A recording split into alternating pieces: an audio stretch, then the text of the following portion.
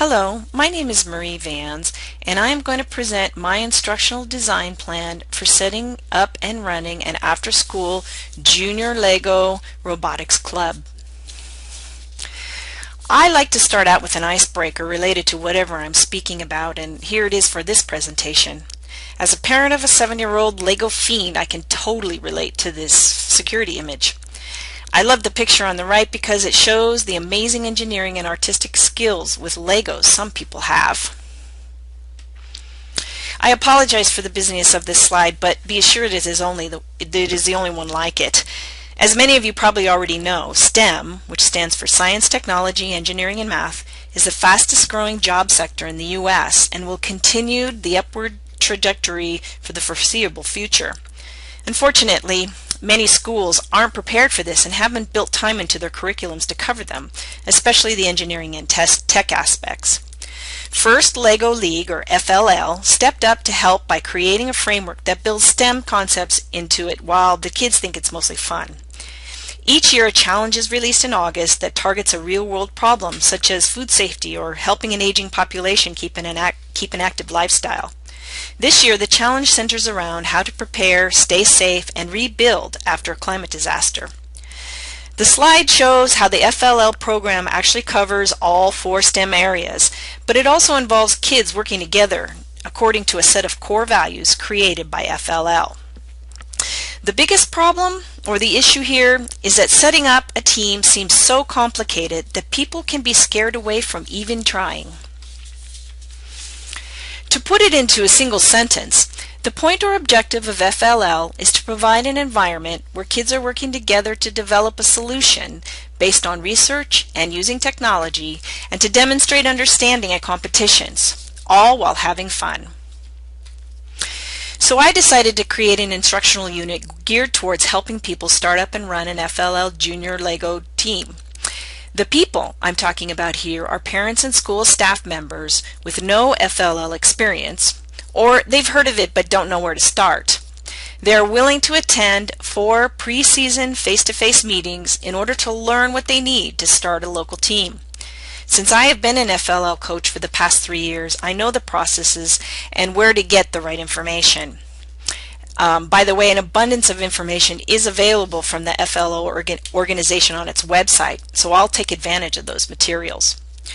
The instructional goal is to allow the learners to successfully set up and run a junior FLL team. This goal was developed as a result of a request for help by our local elementary school principal. The goal is covertly measurable by determining the number of coaches, mentors, staff, and parents who sign on again to do the next season, and how well the team does in the competitions. After analyzing the needs to be covered, the following steps were discovered.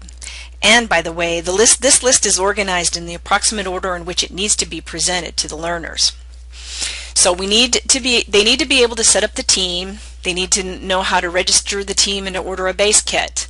They have to work on creating a team schedule and a team budget. They need to understand the FLL core values and to decide on who's going to be on the team. They need to understand the FLL challenge. They need to understand the solution model that will be created by the team with Legos. They need to understand the Show Me poster and the research process. And finally, they need to understand the competition rules and how the judging process goes.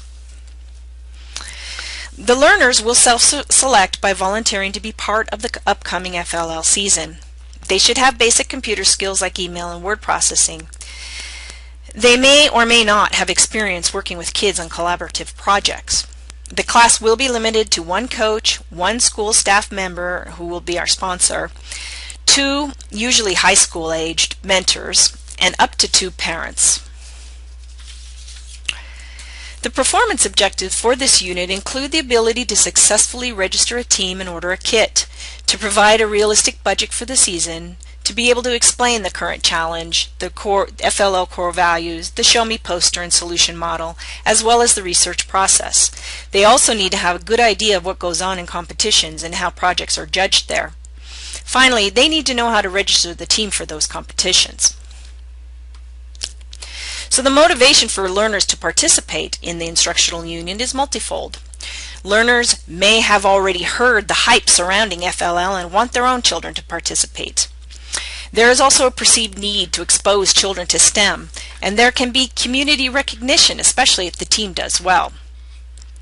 I've mentioned the performance objectives previously, but to put it more succinctly, this instructional unit will provide learners the knowledge and experience necessary to set up and run a junior FLL team. The learners consist of 3 groups, if you don't count the parents, who are normally there to herd children and provide snacks. Therefore, the skills the 3 separate groups bring to the course are slightly different. Staff know how to search for information on the internet and how to use the computer for email and word processing. Coaches need to know about the research process, how to find valid information on the internet, and to use the computer for higher level tasks such as programming. Mentors should have experience building with Legos and may have some experience with Mindstorms, which is the software that works with Lego robots. They should also know about the research process and have basic computer skills. I will present the instruction in a logical order, with each step building on the previous. I'll introduce the FLL organization and philosophy. I will talk about creating a budget and forming the team. I will talk about how the logistics should work for creating a schedule and how to actually set up the team to get the team members selected.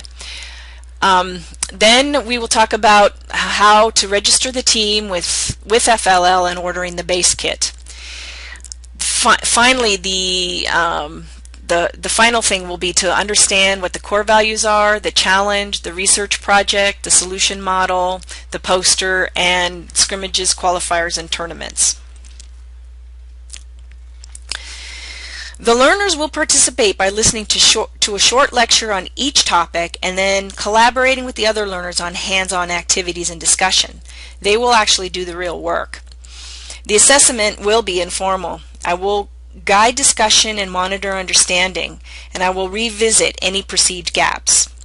At the end of the season, I will hold a meeting with all team members where we'll discuss what worked, what didn't work, how we can improve, and who would be willing to try it again. The instructional materials I will use include web-based activities, primarily for interacting with the FLL website. I will need access to an interactive whiteboard or overhead projector for PowerPoint presentations. I'll have all the slides and extra reference materials available as hard copy to pass out. I will use examples from past competitions as well. I will create a step-by-step video of the registration and kit ordering process using the freely available Wink tool. I will not be doing a formal evaluation, but as I mentioned earlier, a meeting at the end of the season will help determine the effectiveness of the instructional unit. The face-to-face instruction should occur in one of the school's classrooms equipped with a whiteboard or overhead projector. I plan 4 meetings before the start of the season and a follow-up meeting at the end. The sessions will be attended by the coach, the mentors, the dedicated school staff members, and interested parents. Short lectures will be followed by hands-on activities and discussions. These sessions are broken down into 4 main topics. First, the introduction to FLL and the budget creation. The next session will cover logistics and competition schedule. The following session will be talking about registering teams and ordering kits and actually doing that. And then finally we'll cover the core values, the challenge, the model, the competitions, and the research processes. I thank you very kindly. I thank you for your kind attention.